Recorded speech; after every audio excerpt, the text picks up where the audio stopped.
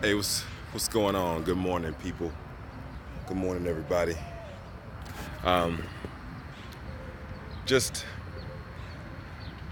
I don't know if you guys can see this. I don't know if I can flip it back around, but the sun is rising. It's a little bit overcast, cloudy, but just got out of the gym. I just got out of the gym, and um, it's been a while since I got on here and I shared a YouTube video. I know I kicked off 15 weeks of fire, um, probably about 9 weeks ago, and today is Monday, July 16th. Yeah, Monday, July 16th. And what I want to talk to you about right now, quickly, really briefly, is about the danger in distractions. The danger in distractions. And it would seem as though, by my own admission, that over the past 9 weeks, distractions have been the thing that have derailed my journey during this 15 weeks of fire. And I gotta just be fully transparent on that, because I know I came out. You guys saw me, in the gym. You saw me. I was 5:30 in the morning talking about everything. Fired up, really fired up to go out here and do it. But life kicked in, and I began to allow distractions, and I began to allow excuses to come into the way of getting me off, and everything you can imagine came, and some of it I succumbed to. I'm just gonna be truthful. I succumbed to it, and over the course of that, I ended up picking up about 7 to 8 pounds. 7 to 8 pounds. I'm not, I have to show you on the scale, but I picked up about 7 to 8 pounds, and I had to hit the point where I said, you know what, enough is enough. I'm not gonna just give up. I'm not gonna just tuck in, throw in the towel. I'm not gonna just say, hey, look, people will forget that. No, I started this journey, and I said I was gonna continue it. I'm gonna finish it. 6 weeks are left on this journey. 6 weeks are left on this journey. If I'm not mistaken, could be 5, and it basically ends on my birthday, which is the 23rd of August. And I'm going to continue to share this with you. I'm going to continue to go down this road. I'm human. Sometimes we fall. But what I want to encourage you today is that I'm not making any excuses about myself. One thing I did do is I realized that there's things I had to do. I, first and foremost, fell on my knees and began to talk to God and say, Lord, help me.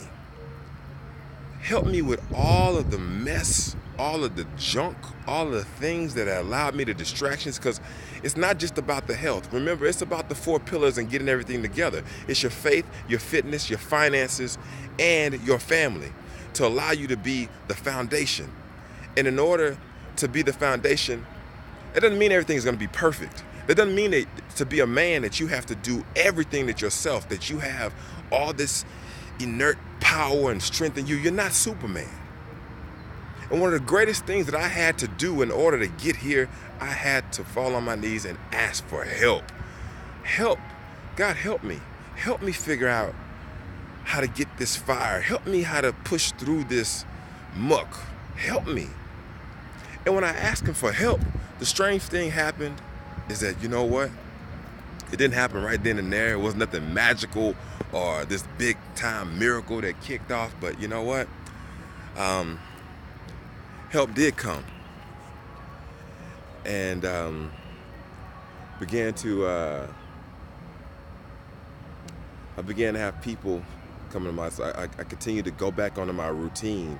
I realized that I was getting out of alignment with my discipline. And I need to go back to the fundamentals. What was I eating? What was I putting into my body? What was I doing? Was I living those things that I was speaking? I'm shaking. My hand is shaking because I just got out of the gym and I don't have my selfie stick. But I went back to the source. I realized that there's power in going back into the source and asking for help. When distractions come your way, ask for help and go back to the fundamentals. It's okay to go back to the beginning. It's okay to go back to what got you there. If what got you there is still available. Sometimes what got you there is no longer there. Now, in the case of my life, some of the things that got me there, to got me where I'm at, were no longer in my life.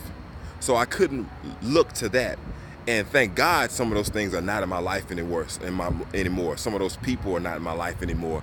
But this is not about that. This is about, ultimately, this is about you. And this is about me and being prepared for the purpose that the Creator has placed in your life and my life to achieve and impact greater, not in monetarily, but greater impact, greater influence in the lives of other people. Because let's be clear, the affluent man movement is about leadership. It's about leadership. It's about impact. It's about flow. It's about understanding your place in the kingdom. It's about understanding that it's not just about how you look. It's about how you can lay a foundation so that a deep and wide foundation, because the deeper and wider the foundation, the greater and taller the building that you can create. And for some of you, that building and creation is a family. For some of you, that building and creation is a business. For some of you, that building and creation is just simply touching the lives of others. And that is not simple. That is great. There's a ministry, there's something. For some of you, that is achieving a goal that gets you out of the hood, that gets you out of that mucked up place that you came from, because that's your driving force. For me, we're all running from something. I'm running from that single parent home, growing up with no father, and looking in that picture and understanding that I want to create something that's greater than that. So some of you are running from something. But there's distractions. When you make up in your mind that you're going to hit something, that's when the enemy comes in and begins to lay these distractions and lay these bombs along the way. And what you have to do, now, at this stage in my life, I'm not really great at quoting scripture and putting these things out there. That does not mean that I do not study the word, because I do it every single morning. Every single morning, like clockwork. I don't even watch the TV. I get up and I turn on Stephen Furtick. I listen to Dr. Miles Monroe. I listen to Pastor T.D. Jakes. I know where my sources come from, and I listen to these platforms, and I read on my phone, the same one I'm videoing you right now on, and I read the Bible. And one of I follow the scriptures the ministers that I listen to, and I take those scriptures and I go back and I look at it and I read it and I study it and I know it for myself. And when you study it and know it for yourself, that keeps you strong. What you're doing is you're putting on that armor, and it limits those distractions that come your way. So this morning, what I simply want to say to you guys and to continue to encourage you is, when distractions come, and they will, ask for help. It's okay to ask for help.